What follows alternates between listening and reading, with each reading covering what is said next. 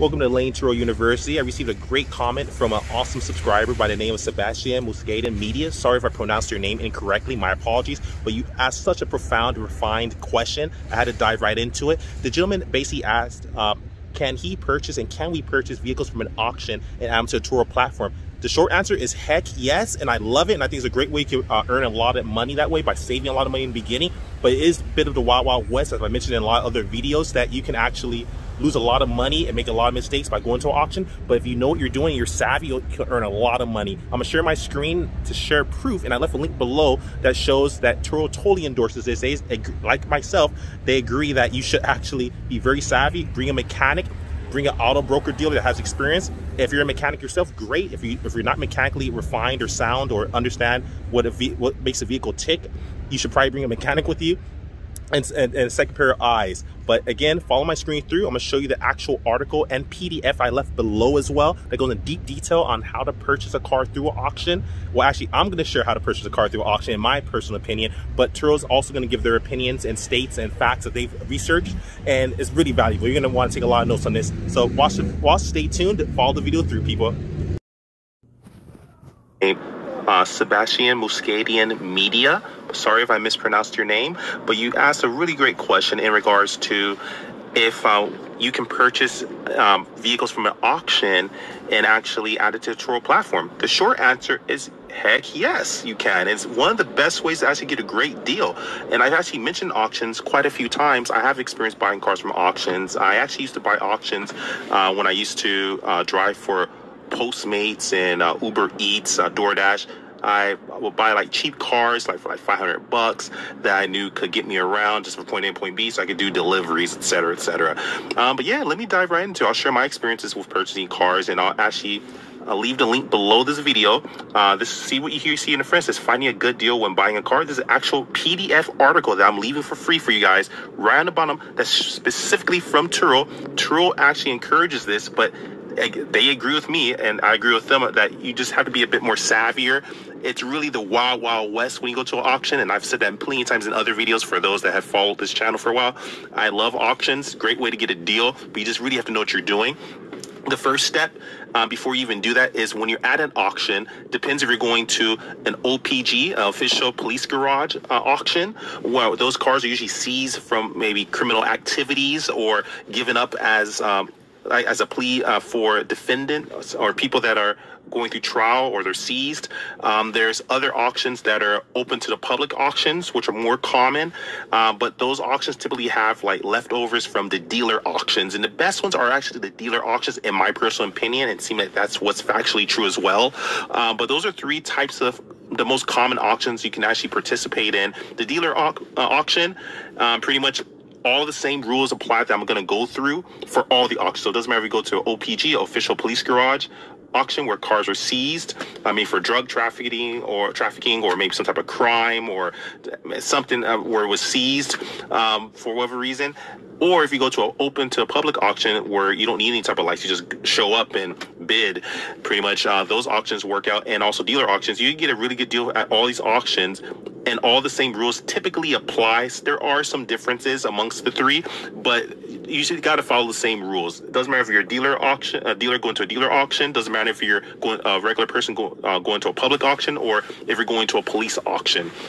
One of the first steps you got to do is make sure you have a dealer, like a dealership broker. They're basically someone that can actually they're licensed, and they can actually go on your behalf and go with you, or go on your behalf and get a vehicle for you, because they're licensed, so they can go to dealership auctions and get you a deal.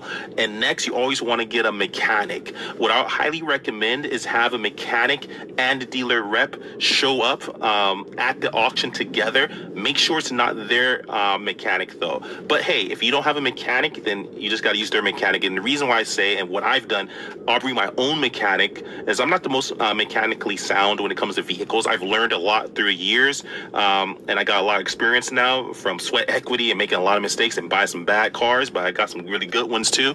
But I learned. You guys can learn too, but hopefully you don't have to make the same mistakes I made. But I brought a mechanic with me, and I went by myself, and I'm at the point where I can go by myself, but I still bring a mechanic just to have a second pair of eyes on me and on the car. And the reason why, if you're going to go that route, say if you're going to get a broker rep that's going to represent you from a company, the problem is if they have their own mechanic, it might be biased. Not saying they would do that. I'm not saying that, but you just want to be double sure, have a mechanic that you trust, that has your best interest, not their best interest. So always have your own mechanic, or speak with someone from a body shop, see if they can go with you, make you pay them something. Maybe they'll do it for free for you. Like I always mentioned, become friends with the body shops. Now I have a lot of guys that I could bring with me. I could bring 2 or 3 mechanics with me, or 2 or 3 different guys from different body shops or from the same body shops, because I've become friends with them. They know me personally. I give them business, and that's one of the tips I mention all the time on my channel. Become friends with the body shop. That they're very valuable, because not only they could help you remove your deductible, so you pay no deductible, so you're saving money there. They can also help you with getting better deals on parts, and they can also help you with auctions if you want to go that route, because they have a lot more experience on looking at cars and the education to satisfy your needs and to be able to tread through this, because it's really unsound waters. But anyways, that's the basic way to start. The mentality you have to have going to auction. Always have a mechanic with you. I'll say, unless you're mechanically tuned and you understand what cars are, and you know how to maybe like work on cars. Maybe you're a mechanic yourself, or group around mechanics, or maybe your parents are mechanics. Who knows? If you're mechanically sound and you have body shop experience, you might be able to skip that. You should still bring a second pair of eyes. Always better. 4 eyes are always better than 2 eyes. But if you're mechanically sound, go ahead and go yourself. But just make sure, if you don't have a dealer license, to have a broker with you, a dealer broker that can actually assist you with getting a deal, or you're only going to be able to go to the public auctions. Public auctions are great, and I've bought cars from public auctions. The problem is that a lot of times they're leftovers from the dealership options. They're usually what the dealerships don't want. They usually take what they want, and then the rest is just left over, and that's not that good, because that means you get the scraps. But oftentimes you can find scraps that are good. You know what I mean? So your job is to get better and more refined at finding scraps at public auctions. But preferably always have a mechanic with you. I don't know how many times I have to keep on saying that. I know I sound redundant. I know, pretty sure it's annoying, but so many people make mistakes and they don't understand the significance and the seriousness of this. It is really the wild, wild west. You get a car, it's yours. If it doesn't matter if it's a lemon, there's no warranty, you're done, pretty much, unless it has its own manufacturer warranty, but oftentimes you don't have the warranty. And always make sure the vehicle's under 130,000 miles. Always make sure it's under 130,000 miles. If it's over 130,000 miles, it won't qualify. Once the vehicle gets to 130 miles, if it's already in the Turo platform, Turo, as long as you take care of the car and it's in good condition, Turo typically will allow you to keep the car on the platform. But if it's 130 miles or over, don't even look at the car. And also, make sure to always Carfax. Make it a part of your vocabulary. Carfax. Make sure you Carfax, or find another company also as well. If you don't feel comfortable with Carfax, there's other companies out there. Experian has something as well where you can check car histories. I like Carfax. It's been pretty consistent. It lets you know the histories, if there's been any odometer rollback, if it's salvage title. That's another thing. If your car's branded or salvage, don't do it. Do not do it. Also, consider if you live in a state that is known for flooding and snowing. Oftentimes, those are cars that Turo may not accept, because it's very hard. First, a lot of times they're salvaged out. If they're not salvaged out, they might have such significant damage from the snow and flood that once you get the car, it breaks down on you, or it's very expensive to fix. Flood damage and snow damage is very, very expensive and not worth the price oftentimes, even if you get a good deal. So consider, if you're in a market that floods and snows, maybe don't consider auctions. But if you still want to, just have the understanding that how you can get it fixed for the most cost effective, because it's usually pretty expensive to fix flood damaged vehicles, and also flood damaged vehicles, and also vehicles that are damaged from those type of elements. You want to be very, very careful, because it's very hard to tell if a car has flood damage and snow damage. Very, very hard, and it can really deteriorate the car itself. So you want to be very careful with that. So going forward, like I said before, make sure it's not branded, meaning no salvage title, no type of weird title on it. Must be clean title, must be under 130,000 miles. If it gets over 130,000 miles and it's already on the platform, you're fine. But typically speaking, it needs to be under 130,000 miles. And always bring a battery jumper with you. I've made this mistakes plenty of times in the beginning, and I don't make that mistake anymore. Have a second, like a battery jumper. The reason that is because sometimes the battery the car might be great, but might have a bad battery, or you might need to test it to make sure it's not the alternator. Typically, the alternator needs to be at like 14, and the battery needs to be at 12. This alternator is what powers the battery. This is very basic, and I'm no gearhead. I'm not the most mechanically refined, but I've just learned from mistakes. So hopefully you don't have to make the mistakes I made. But the alternator needs to be at 14, and the battery needs to be at 12. Purchase a battery health checker, or have your mechanic bring one. Get an OBD2 monitor as well, so you can check the signals and check the codes on it. Oftentimes you can find codes. Sometimes they might refresh it though, so you want to run the codes. Let the car run maybe for like about 10 to 15, 20 minutes. A lot of auctions I've been to dealer auctions, and I've been to personal auctions. I've been to about all of them actually. They usually let you see the car. Some don't let you turn it on, but oftentimes they usually let you turn it on. I'll turn it on, put that OBD2 in there, see if there's any codes that come up. And run a Carfax as well. That's mandatory. That's law. You better run a Carfax. I don't care how good it looks and how good it sounds. As soon as you drive it off, for some reason it just dies. It's like it's meant to do that. It's ridiculous. It's happened to me. Car seems perfect and I can't start the car. The alternator is blown, or maybe because the battery's good but the alternator is bad, and that's the crazy thing. Or maybe the battery's bad but the alternator is good, or both are bad. So always check the health of the battery and the health of the alternator. These are just quick tips, what you need to do. Those are common mistakes a lot of people made that are novices and that don't really know. And again, I'm not the most mechanically refined when it comes to automobiles, but I have learned from a lot of mistakes, and I'm teaching you my mistakes so you don't make them. And this is what the video is about. This article that I left below is directly from Turo, and they basically agree with a lot of what I said and what I've been stating for months since I created my channel. But take a look at this. I'm going to scroll down and we're going to go through this. I'm going to read some of them. I'm not going to read the whole article for you, but I'm just going to share this with you.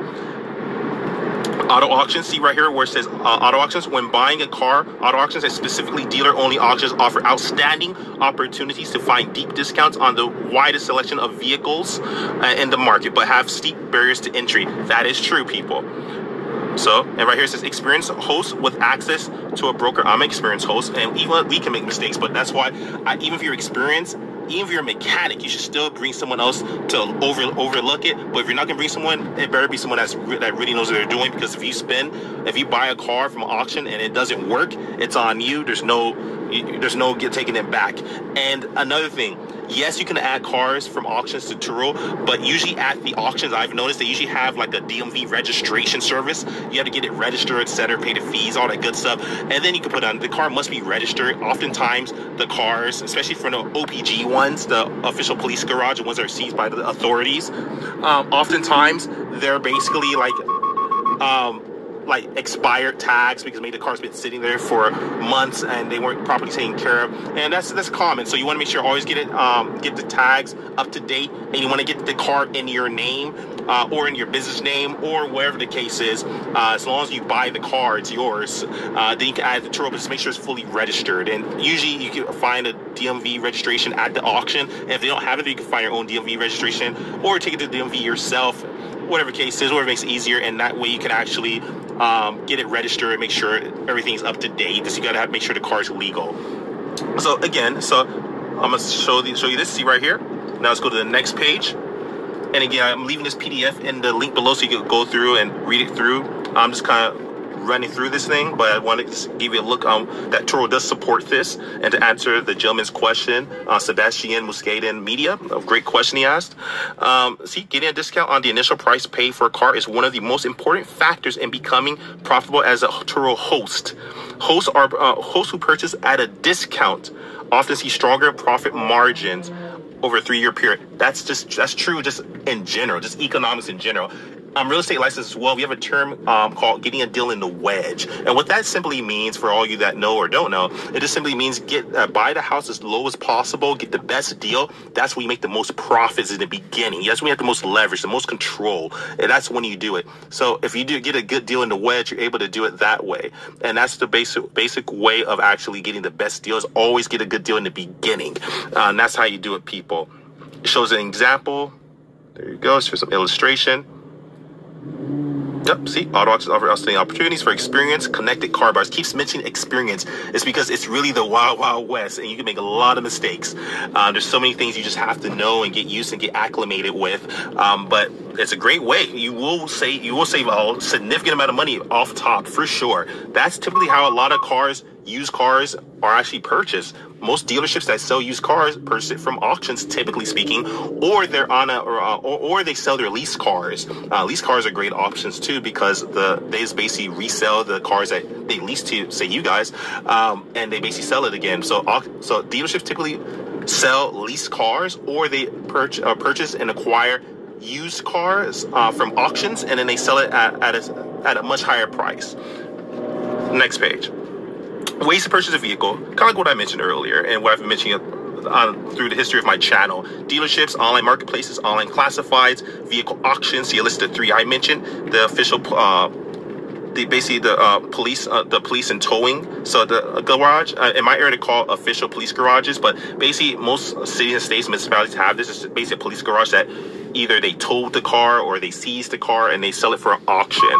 And that's pretty much what they have. So, and the open to public auctions, those are usually the most easiest ones to access, because they don't usually require a license or a broker. You just show up and bring your driver license. And the dealer only auctions, usually in my opinion, are the best ones. I've been to all of these. Auto auction overview. Here you go. Just gives you an overview what they are. See, open to public auctions. Public auctions offer up the leftover inventory, kind of what I mentioned earlier. Remember, public auctions do offer, they basically offer the scraps. You can find some really nice scraps there that they might have missed or they didn't care for. You can find some scraps, but it's not the best deals, to be quite honest, unfortunately. But you get scraps, and sometimes you can find good ones. You just have to be more keen. Public auctions offer up the leftover inventory from dealer-only auctions, but still require access to a broker and a mechanic. They do require access to a broker and mechanic, but there are, so I've been to them, I've been to all of these. There are a lot of, I want to make an addition to that.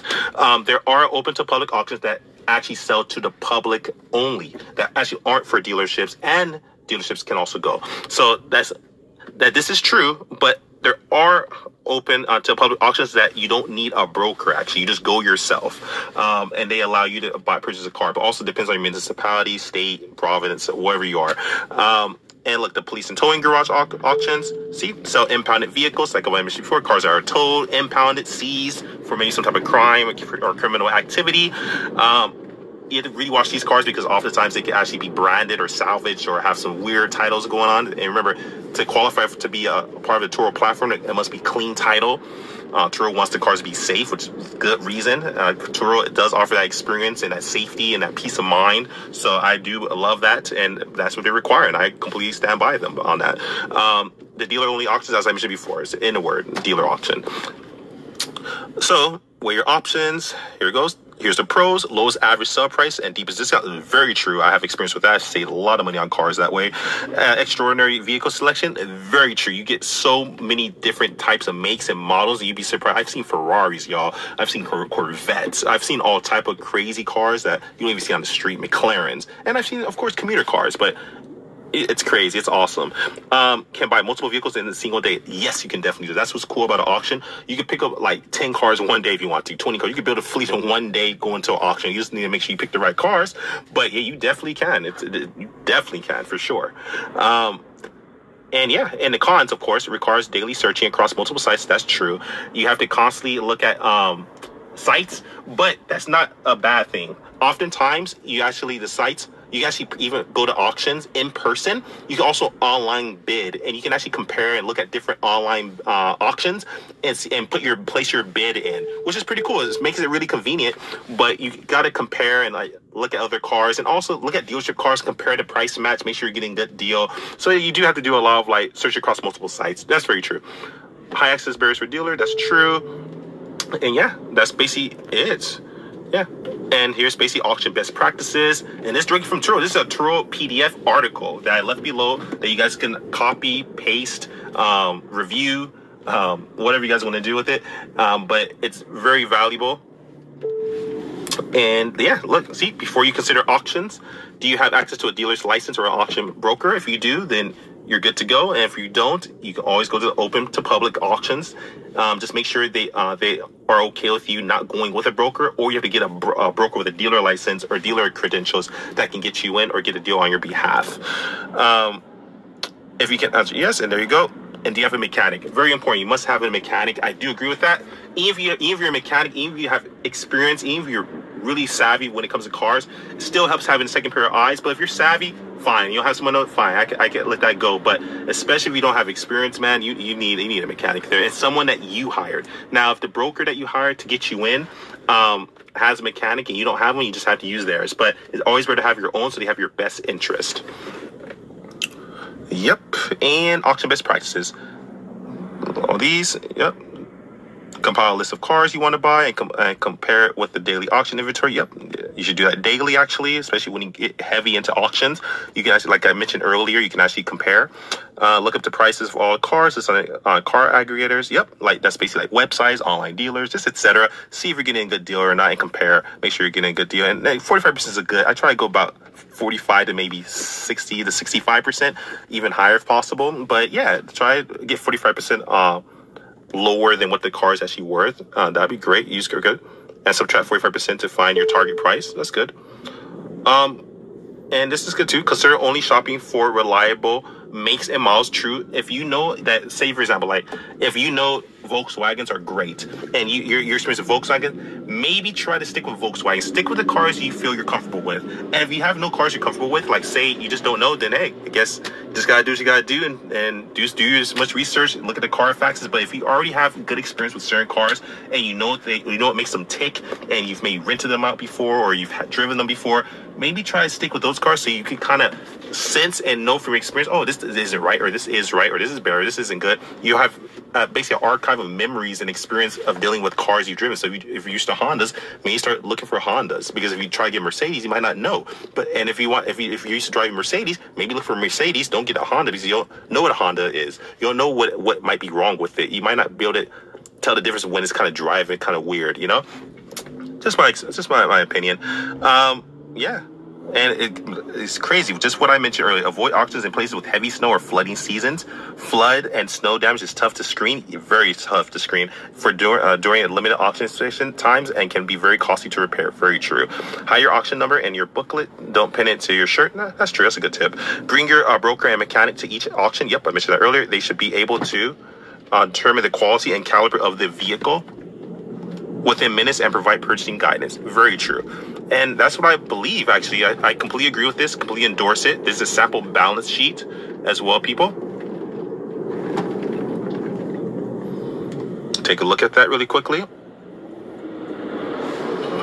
I just share how much you'll save by getting a discount, why it's so important to get that discount.